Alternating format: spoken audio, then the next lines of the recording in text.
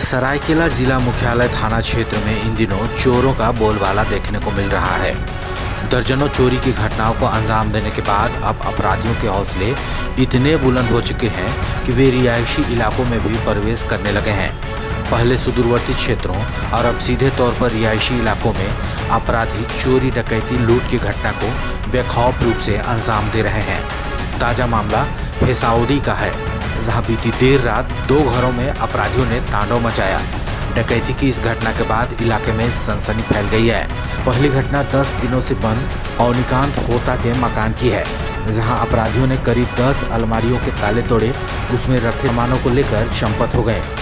सामान कितने गायब हुए हैं इसका अंदाजा फिलहाल इसलिए नहीं है क्योंकि घर खाली था, ताला लगा हुआ था।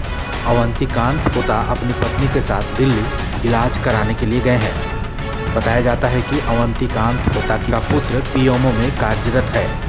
गौरतलब है कि अवंतिकांत होता की पत्नी पुष्पा होता से 2 वर्ष पूर्व भी फूल तोड़ने के दौरान अपराधियों ने उसकी चेन की छिनतई कर ली थी। वैसे मामले की जानकारी मिलते ही फिलहाल सरायकेला पुलिस घटनास्थल पर पहुंचकर मामले की छानबीन कर रही है। इधर दूसरी घटना सदर अस्पताल में पदस्थापित डॉक्टर प्रदीप कुमार के घर की है। गौरतलब है कि बीते 1 महीने के भीतर सरायकेला थाना क्षेत्र में करीब 1 दर्जन से भी अधिक चोरी, डकैती की घटनाएं घट चुकी हैं, लेकिन इनमें एक भी मामले का उद्भेदन करने में पुलिस प्रशासन के हाथ पांव फूलने लगे हैं। सफलता हासिल अब तक नहीं हुई है। इस तरह की घटनाओं के बाद क्षेत्रवासियों के बीच भी आक्रोश का माहौल देखा जा रहा है।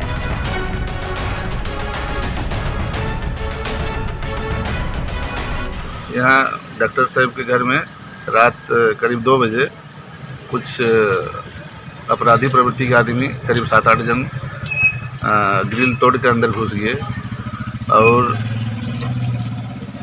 छीना झपटी करने लगे। तो डॉक्टर साहब को चोट भी लगा है यहाँ पर, और उनका बेटा को हाथ पैर बांध दिए, उनका मोबाइल छीन के ले गए।